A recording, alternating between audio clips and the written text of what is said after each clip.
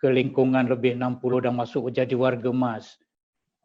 Jadi banyaklah kerja-kerja kita ni, saya sendiri merasakan bahawa kelulusan yang ada ni, yang berjela-jela pun dah tak guna lagi dah. Dah tak ada orang nak kita pun.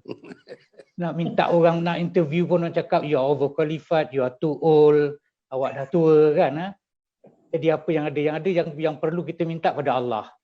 Cuma Allah saja boleh menolong kita. Masya-Allah. Jadi dari segi soalan bila turning point ya, sebenarnya saya bukanlah nakal dari muda. Saya tak nakal dari muda.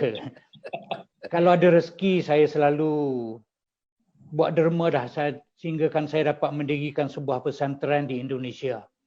Dan saya sendiri dapat merasa nikmat macam mana menderma ke jalan ini. Apa yang saya sentuh semua jadi ketika itu. Ada je rezeki datang selit sepit, kata orang Johor. Dia pintu ni ada rezeki, pintu sana ada rezeki. Jadi inilah yang membuat saya pergi mengembangkan sayap saya, pergi ke Afrika. Di Afrika dengan tak ada apa-apa, dengan tak ada kenalan dengan apa semua. Dan insya-Allah sambutan orang sana pun baik. Dan saya dapat menjalankan, membuat beribu rumah saya buat untuk orang susah. Untuk orang susah. Hingga kan kerajaan kita pun lambat nak iktiraf saya. Dia dah tengok baru agak dah buat. Dia fikir baru nak sign. Saya dah buat, saya dah lama dah hampir 25 tahun di sana. Dan hingga kan kerajaan sana menawarkan saya projek buat air. Saya suka dengan projek-projek yang ada social engineering ni. So, yang humanitarian in nature. Biar orang dapat air. Air kan penting dalam hidup. Penting pokok untuk binatang, ya, untuk bumi. Projek-projek macam ni saya suka. Mungkin dengan niat ini, maka kerajaan sana beri saya lombong emas. So saya buat emas pula. Benda kita tak minta, benda datang. Jadi dah peringkat umur macam ini, saya pun mikirkan siapa lagi tempat kita nak mengadu. Kerja yang kita buat ni orang tak buat. Kita mengadu pada Allah ajalah. Ya. Dan saya memupuk satu sikap cemburu saya pada orang-orang yang rajin pergi ke masjid. Saya cemburu.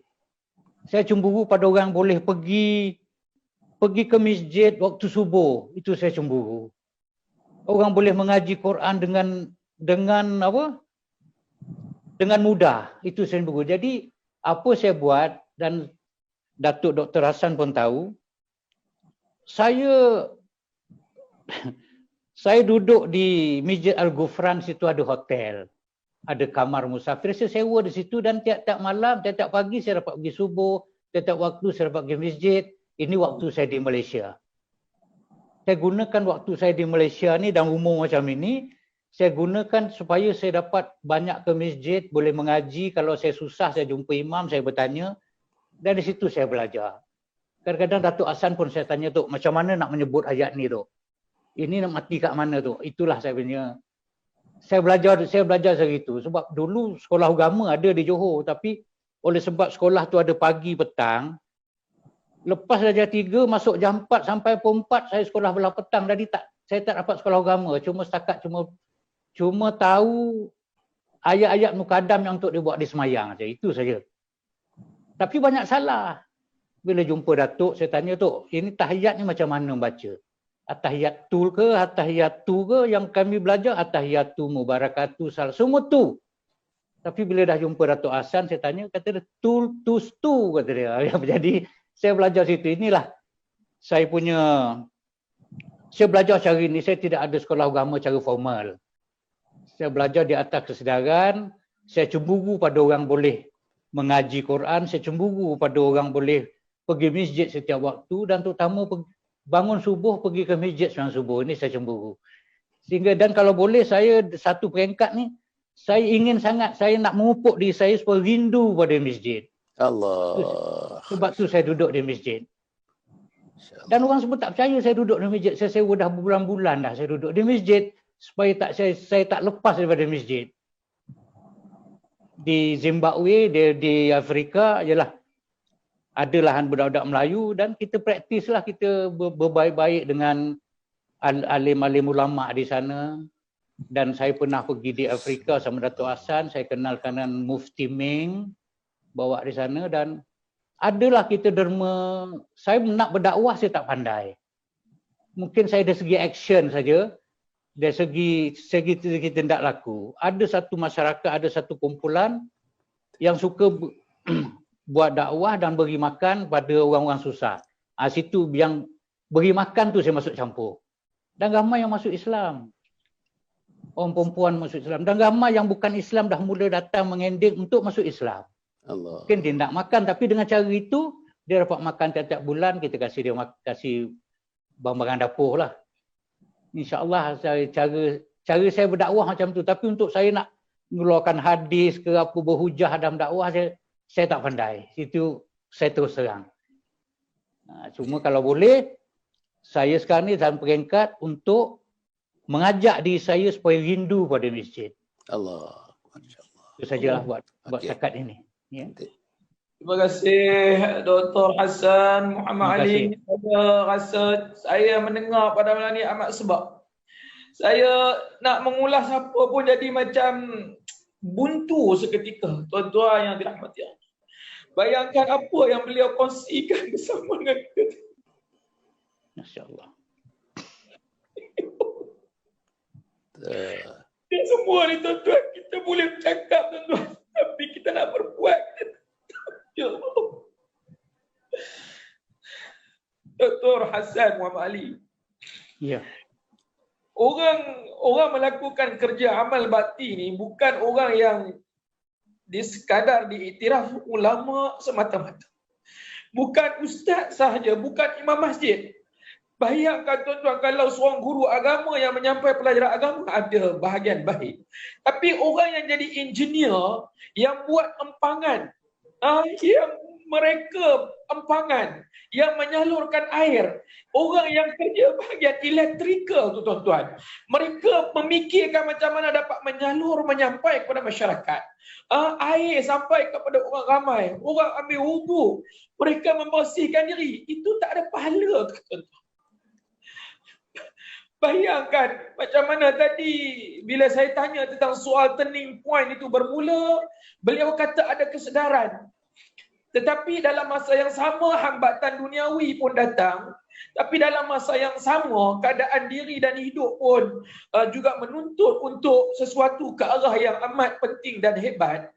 Tetapi dalam masa yang sama kesedaran keinsafan itu ada. Walaupun asas-asas tertentu tak kita peroleh dan dapat, tapi saya harap Dr. Hassan berkawan dengan Datuk Dr. Hassan Ali kena ambil peluang, maksud saya. Kena ambil peluang ini. Bayangkan tuan-tuan muslimin dirahmati Allah, sebelum saya berpindah kepada tuan rumah kita, ketika mana para sahabat Rasulullah SAW, ini disebut hadis yang sahih riwayat Imam Muslim. Ketika mana Rasulullah SAW bertanya, mahukah kamu aku memberitahu akan sesuatu amal yang dibuat yang boleh menyebabkan dosa-dosa kamu diampunkan dan tingkatan darjat kamu dinaikkan? Para sahabat sekalian pun menjawab, ya wahai Rasulullah, aku mau. Maka Rasulullah memberitahu, marilah kita dalam hidup ini, dalam meniti usia yang kita Allah bagi peluang ini, jangan tinggal 3 perkara. Iaitu yang pertama, kita suka orang yang menyempurnakan wudu dan duduk dalam keadaan berwudu.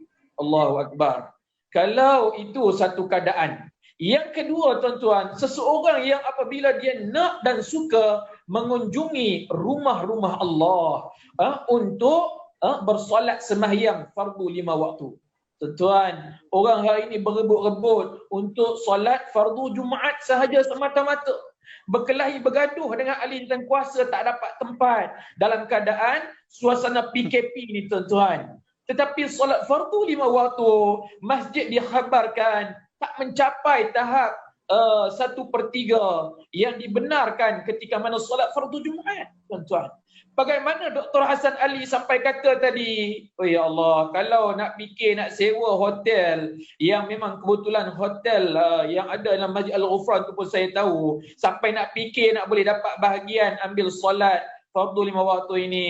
Oh, ini baru malam ni lah saya dengar tuan-tuan. Yang ketiganya Nabi kata, orang-orang yang apabila dia suka menunggu masuk waktu solat fardu. Contoh yang terutama kalau kita dapat mampu buat, ambillah sekurang-kurangnya waktu maghrib menuju waktu isyak. Kalau waktu-waktu yang lain mungkin agak sukar, tapi waktu itu untuk ruang membaca Al-Quran, berzikrullah, mendengar majlis ilmu dan sebagainya. Nanti pembangunan lah, tapi amalan yang perlu kita buat untuk kita buat lah. Ya.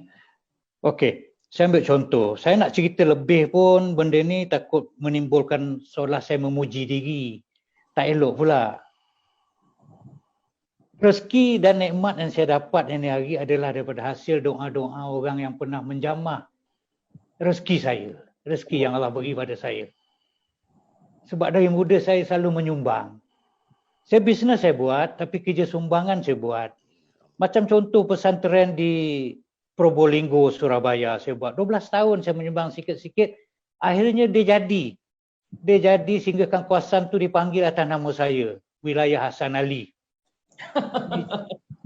Masjid nama mak saya, asrama nama isteri saya, kamar-kamar asrama nama anak saya. Bukan saya minta dia orang kasih.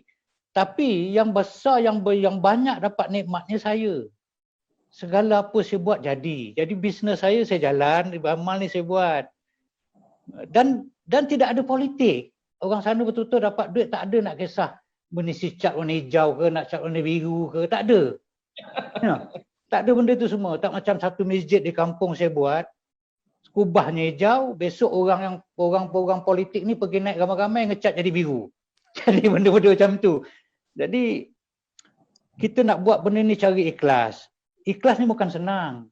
Ikhlas banyak cabaran. Kita mudah tak ikhlas kalau kita tak sabar dengan cabaran. Sini pengalaman saya. Hasil saya bawa, saya dapat daripada Afrika ke, walaupun orang tahu apa ada di Afrika, negeri miskin. Tapi saya berjaya menyampaikan cita-cita mak saya. Dia kata kalau boleh anak dia semua pergi ke Mekah. Saya dapat hasil, saya bawa semua adik-adik saya yang belum pergi ke Mekah.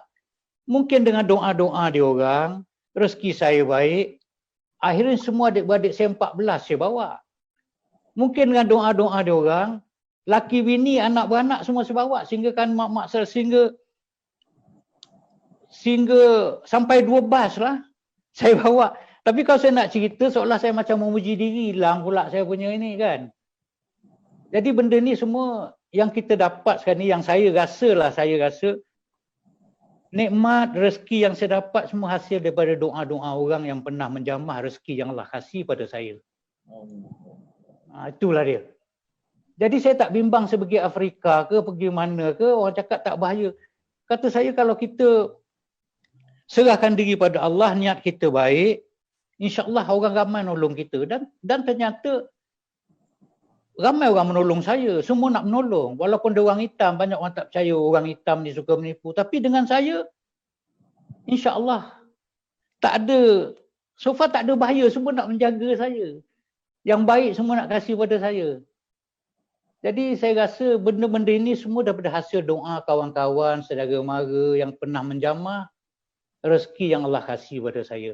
Kalau saya nak cerita lebih nanti kata orang, macam saya mengungkit pula, jadi tak ikhlas pula, berbangga, riak dan sebagainya. Tapi kalau untuk nak beritahu orang bahawa kalau kita bersedekah sama, bukan bersedekah lah, kita yang ada tu dia mampu. Tapi oleh sebab dia adik-adik saya bawa macam pergi ke Mekah. Dan bukan dia tak mampu, bukan dia tak pernah pergi. Dan dia tak layak terima sedekah pun. Dan saya pun tak cakap sedekah hari ini untuk mencukupkan kota, hasrat saya, adik-adik saya nak biayai pergi ke Mekah. Maka dia pergi. Sudah tentu mereka berdoa. Mesti ada selit doa untuk saya. Allah. Mesti punya. Malam-malam macam mana pun, buruk-buruk dia pun, mesti ada doa untuk saya depan Kaabah. Mungkin doa tu sangkut. Maka saya dah dapat nikmatnya. Allah. Masya-Allah. Jadi, benda-benda ini, dan hidup saya tak pernah susah. Kering pernah. Tapi hidup taklah susah. Tapi hidup tak pernah susah. Sentiasa ada, makan ada. Susah sangat. Saya dah duduk di masjid ni dah Dah 4 bulan saya duduk, 3 bulan, 4 bulan. Sempatlah khatam, dapat belajar Quran, dapatlah khatam apa semua. Tak betul tidak wallahualam, tapi saya buat. Dan saya akan belajar semua. Dan saya tak pergi Afrika kali ni sebab Covid lah, sebab ni apa masalah pandemik ni dah 5 bulan. Orang sana pun dah menjerit. Jadi kerja ni kita buat, yang dakwah ni pun kita buat, yang dakwah untuk diri kita ni kita buat juga. Dan saya percaya kalau kita buat orang senyum. Saya pernah menangis depan Kaabah bila saya bawa mak-mak saudara saya, bapa saudara saya semua. 80 orang, 88 orang saya buat ngiling Kaabah semua saudara saya. Dan saya percaya kalau dia gembira, saya dapat senyum daripada Allah. Itu saja. Allah Akbar, Masya Allah. Dapat Allah senyum pada kita pun cukuplah. Dan saya tengok semua saudara saya, ni semua tu saudara saya, semua saudara saya. Amat membanggakan saya. Tapi saya senyap, saya tengok dan saya menangis. Dan sudah tentu mereka mendoakan saya. Sebab tu rezeki saya tak kering. Hingga sekarang sampai pergi Afrika. Allah Ta'ala kasih rezeki untuk saya. Dan ada lumbung emas pula tu. Saya pun tak terfikir benda ni. Ada lumbung emas. Ada lagi 2-3 dan kerajaan kasih 18 lagi lumbung emas pada saya. Saya tak terbuat. Terlampau banyak. Dan tak ada orang nak mengikut saya pun. Dan orang tak percaya. Dan saya percaya ni hijrah. Kalau kita nak lebih, kita kena hijrah. Jadi saya tak dapat nak bercakap panjang sebab banyak sangat kerja baik yang saya buat. Kalau saya cerita nanti orang kata saya riak. Saya berbangga. Saya takut. Saya takut benda-benda gini. Masya Allah. Alhamdulillah. Jadi dakwah saya buat dengan cara perbuatan saya. Cara perbuatan saya. Saya tak ada. Contoh macam baru ni ada budak, saya pernah ambil orang kampung yang saya fikir, dia tak mampu. Yang saya fikir, orang jual goreng pisang, orang ngait kelapa nio tu, manjat kelapa nio. Saya pergi, saya cari dia orang. Saya buat macam cerita Magnificent Seven. Magnificent Seven. Saya cari orang kampung yang tak mampu. Saya cari, kata, ambil 200-300 ni pergi buat pasport. Buat apa? Saya nak ajak umrah. Terduduk. Yang ada orang yang jual makcik, jual goreng pisang tu, dia terus padam api goreng pisang dia duduk termenung. Orang tanya kenapa mak uda buat ni, kata, aku tak tahu tak apa, aku berjalan tak jejak bumi, kata dia. Sebab apa? Hasan ngajak aku pergi umrah, kata dia. Dan berapa tahun kemudian, saya duduk di Seri Hatamas tengah minum, ada orang tepuk saya. Saya tak kenal, kata terima kasihlah kau bawa mak saudara aku pergi Mekah. Dia kata siapa mak saudara awak? Benda-benda ni hidup. Dia bukan mati di situ, dia hidup. Allahu Akbar. Jadi itulah saya nak, yang buat saya confident mencari rezeki di bumi Allah ini. Kerana saya banyak buat kerja, ya katakan banyak buat kerja baik lah, itulah ceritanya kan. Saya tak dapat nak cari ini, saya banyak buat kerja baik. Saya tak nakal. Walaupun campuran saya luas, saya sekolah Amerika, saya sekolah England, saya tak minum arak setitik pun. Lagi saya memuji diri saya. Jadi susah saya nak bercakap. Jadi kalau benda ni boleh diambil segi positif, saya ucap terima kasih lah. Tapi kalau nak katakan saya riak, saya jauh daripada itu. Saya pun nak cerita apa yang saya buat. Itu saja. Nak rezeki, kita kena berbaik sama Allah Ta'ala. Kena selalu berbual sama Allah Ta'ala. Sebab tu saya selalu duduk di masjid. Saya kalau dapat, saya tak nak lari daripada tiap-tiap waktu berjemaah di masjid. Dan pada anak-anak saudara saya, pada anak saya, isteri saya, rajin-rajinlah berbual dengan Allah. Baik waktu mana pun, maksud saya rajin-rajin semayang. Jangan tinggalkan semayang. Allah. Dengan itulah cara kita dapat berbual sama Allah Ta'ala, kita minta pada dia. Nak minta pada Allah. Minta pada makhluk, kadang-kadang kita